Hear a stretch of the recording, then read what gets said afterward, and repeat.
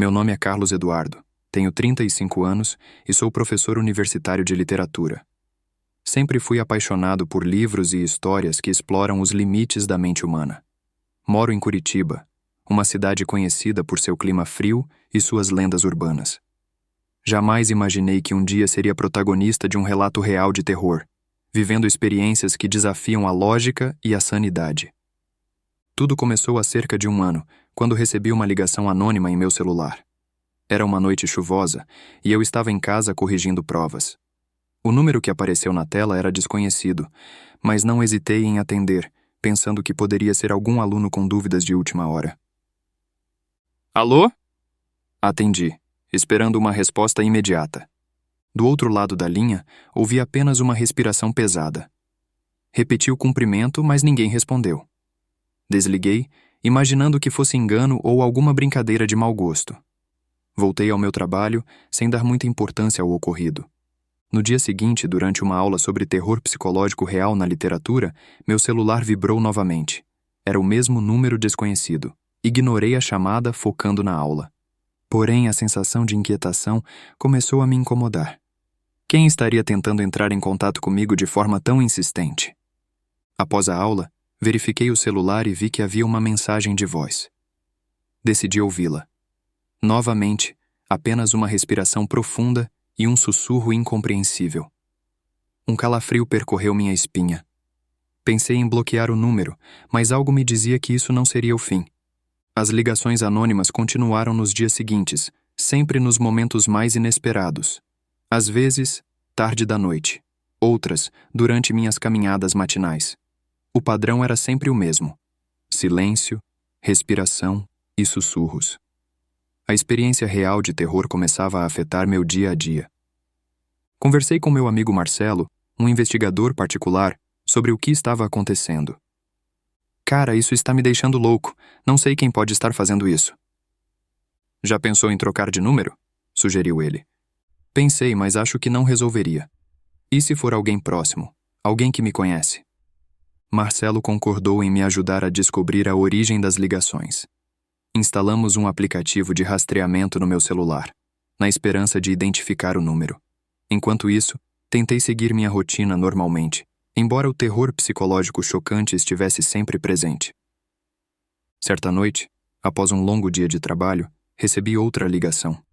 Desta vez, decidi atender e ficar em silêncio, esperando que a pessoa do outro lado falasse algo. Após alguns segundos, uma voz feminina suave quebrou o silêncio. Carlos, disse a voz, prolongando meu nome. Quem é você? Perguntei, tentando manter a calma. Você sabe quem sou, respondeu ela com um tom enigmático. Não sei. Por favor, diga seu nome. A ligação caiu. Fiquei olhando para o celular, confuso e assustado. O terror arrepiante estava tomando conta de mim. Decidi ligar de volta, mas o número estava indisponível. No dia seguinte, contei a Marcelo sobre a nova ligação. Uma voz feminina, você disse? Perguntou ele, interessado. Sim, mas não reconheci. Parecia familiar, mas não consigo identificar. Marcelo prometeu acelerar a investigação. Enquanto isso, comecei a revisar minhas lembranças, tentando encontrar alguma pista. Pensei em ex-namoradas, alunas, colegas de trabalho. Ninguém parecia se encaixar. As ligações continuaram e a voz tornou-se mais presente. Você me esqueceu, Carlos? Dizia ela em tom melancólico. Quem é você? O que você quer? Implorava eu, sem obter respostas claras. Os relatos assustadores de terror que eu estudava pareciam agora pálidos diante da minha própria experiência. O terror sobrenatural real estava consumindo minha sanidade. Uma noite, acordei sobressaltado por um pesadelo. Sonhei que estava em uma floresta escura, perseguido por uma sombra feminina que sussurrava meu nome. Ao abrir os olhos, vi que meu celular estava tocando. Atendi automaticamente. Você não pode fugir de mim, disse a voz, antes de desligar. O medo baseado em fatos reais estava me paralisando. Decidi que precisava fazer algo mais drástico. Fui à polícia e relatei o ocorrido. O policial que me atendeu, o inspetor Almeida, ouviu com atenção. Senhor Carlos, infelizmente, sem ameaças claras ou provas concretas, pouco podemos fazer. Mas vamos registrar seu relato e ficar atentos. Saí da delegacia frustrado, sentindo-me desamparado. As experiências reais de terror estavam se intensificando e eu não via saída. Marcelo me ligou com novidades. Consegui rastrear algumas das ligações. Elas vêm de diferentes locais da cidade, sempre de números descartáveis. Mas encontrei um padrão nos horários. O que isso significa? Significa que a pessoa está seguindo uma rotina. Talvez possamos antecipar a próxima ligação e tentar uma interceptação. Combinamos de nos encontrar em minha casa para planejar a abordagem. Enquanto esperávamos, meu celular tocou novamente. Marcelo pegou um dispositivo para gravar a chamada e fez sinal para que eu atendesse. Alô? Disse eu com a voz trêmula. Você está com medo, Carlos? Perguntou a voz feminina. Por que está fazendo isso? O que você quer de mim? Apenas quero que se lembre. Lembrar do quê? De nós. A ligação caiu. Marcelo olhou para mim com expressão séria. Alguma ex-namorada que possa estar fazendo isso? Não que eu saiba. Meus relacionamentos sempre terminaram de forma amigável. Começamos a revisar minha vida pessoal, buscando qualquer indício. De repente, lembrei-me de algo. Espere. Há alguns anos antes de me mudar para Curitiba, tive um relacionamento complicado com uma mulher chamada Elisa. O que aconteceu? Ela era aluna em um curso que lecionei em São Paulo. Tivemos um envolvimento breve, mas intenso. Terminei quando percebi que não era saudável. Ela não aceitou bem, mas pensei que tivesse superado. Você acha que ela pode estar por trás disso? Não sei. Não tenho notícias dela há anos. Marcelo sugeriu que investigássemos Elisa. Descobrimos que, após nosso término, ela passou por tratamentos psiquiátricos devido a um colapso nervoso. Senti-me culpado, mas não imaginava que a situação tivesse chegado a esse ponto. Tentamos localizá-la, mas sem sucesso. Parecia ter desaparecido. Enquanto isso, as ligações continuavam, cada vez mais perturbadoras. Uma madrugada, acordei com meu telefone tocando incessantemente. Atendi, exausto. Por favor, pare com isso. Implorei. Você me abandonou, Carlos. Agora eu estou sempre com você. Respondeu a voz em um tom ameaçador. Elisa, é você? A ligação ficou silenciosa por um momento, e então a voz respondeu. Finalmente se lembrou. O que você quer de mim? Quero que sinta o que eu senti. Quero que entenda a dor do abandono. O terror psicológico real atingiu seu ápice. Desliguei o telefone e sentei na cama, suando frio. Decidi que precisava enfrentá-la. No dia seguinte, Marcelo conseguiu informações sobre o paradeiro de Elisa. Ela estava internada em uma clínica psiquiátrica nos arredores da cidade. Fomos até lá para tentar conversar com ela. Ao chegar, fomos recebidos pela diretora da clínica, doutora Helena.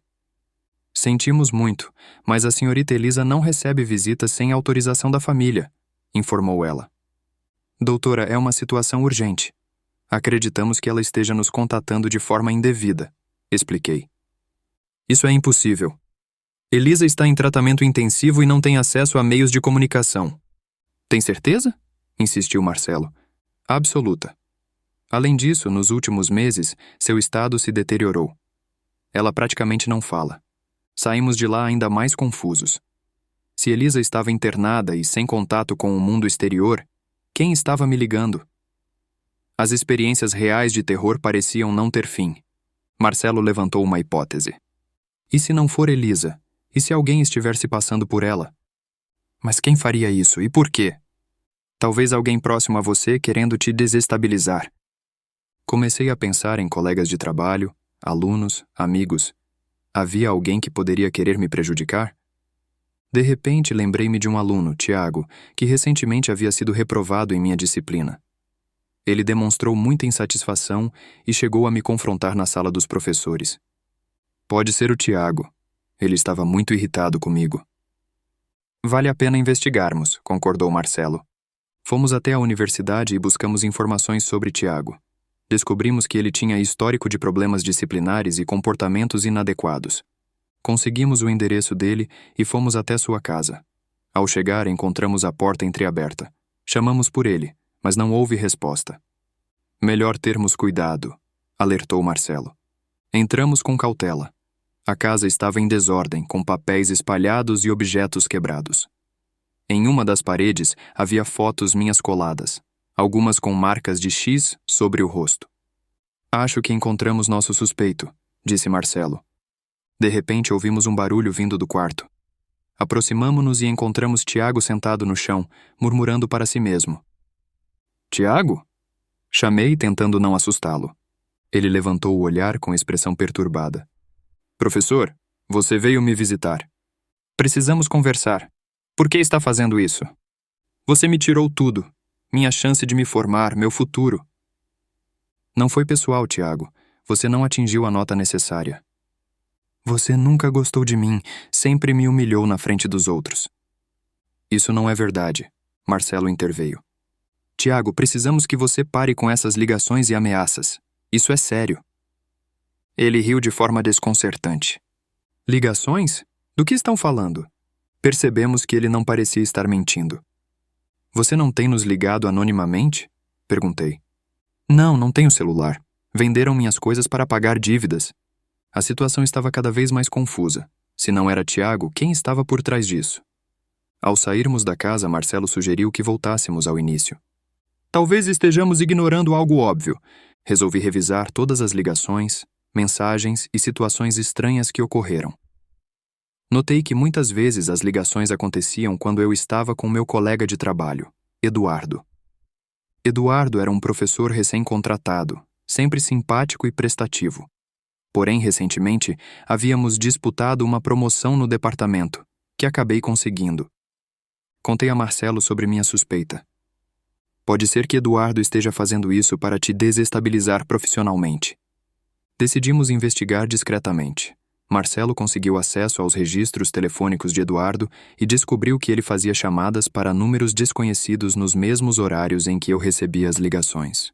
Confrontamos Eduardo em seu escritório. Eduardo, precisamos conversar, comecei. Ele nos olhou com surpresa. Claro, Carlos. Sobre o que é? Sabemos que você está me ligando anonimamente, me perseguindo. Ele riu, parecendo confuso. Do que você está falando?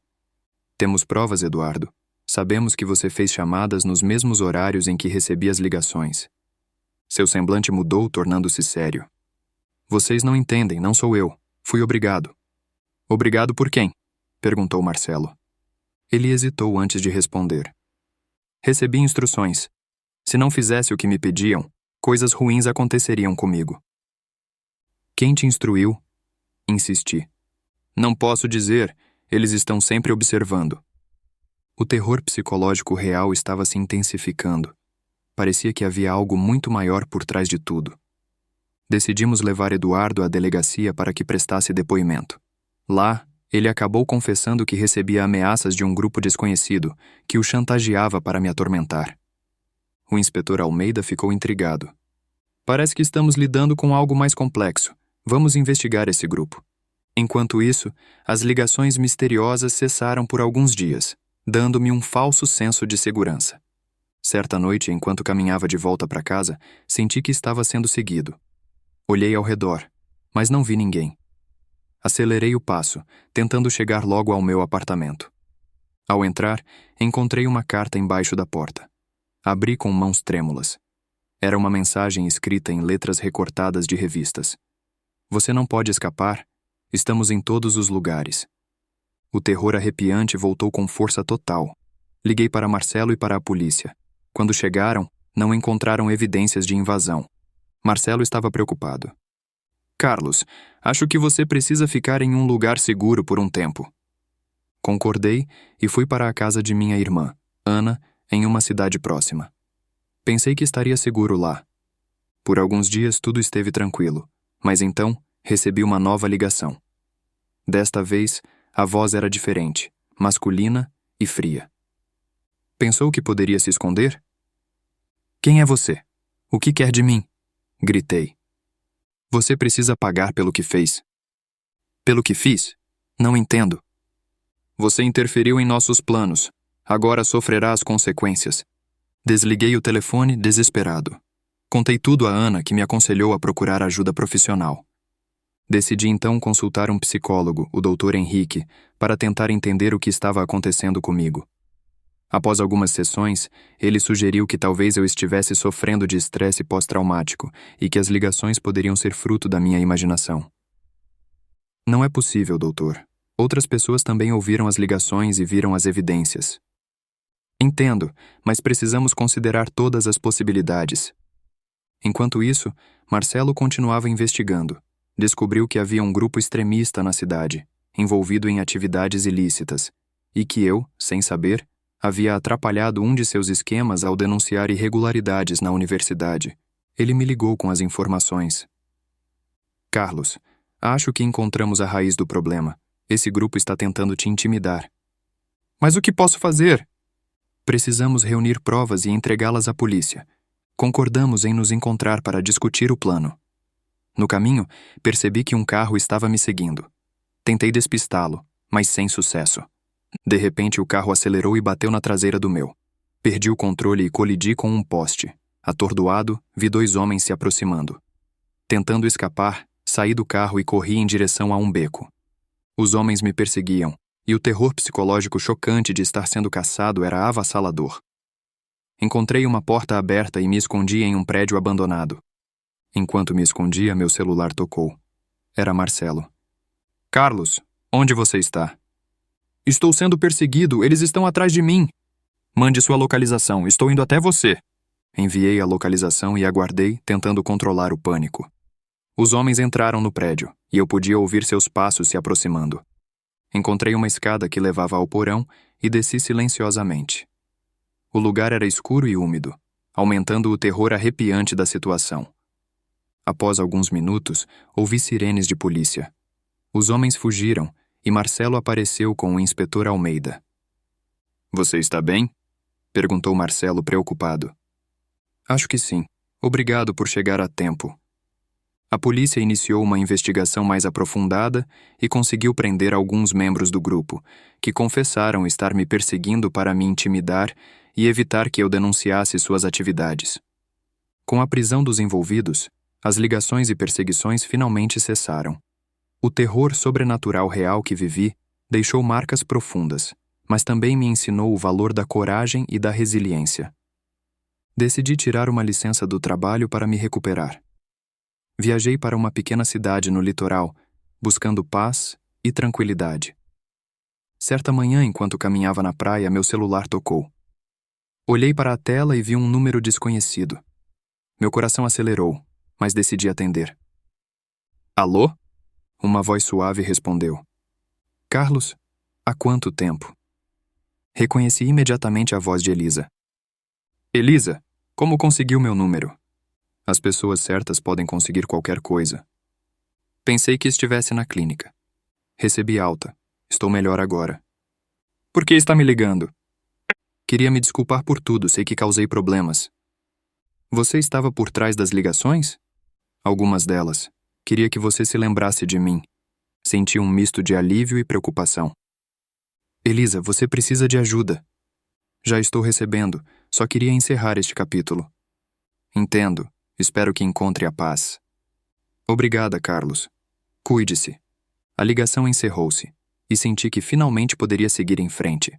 As experiências reais de terror que vivi foram intensas, mas me ensinaram a valorizar a vida e a estar atento aos sinais ao meu redor. Voltei a lecionar com uma nova perspectiva. Compartilhei minha história com meus alunos como um relato de arrepiar, alertando sobre os perigos que podem se esconder nas sombras da nossa sociedade.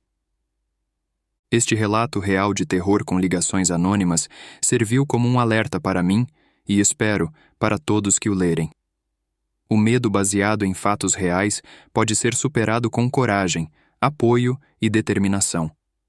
As histórias assustadoras reais que vivemos nos moldam, nos fortalecem e nos preparam para enfrentar os desafios que a vida apresenta. Hoje, estou em paz, sabendo que o terror psicológico real ficou no passado. Mas permaneço vigilante, valorizando cada momento e as pessoas que me cercam. Que este relato assustador de terror sirva de inspiração e alerta para aqueles que enfrentam seus próprios medos.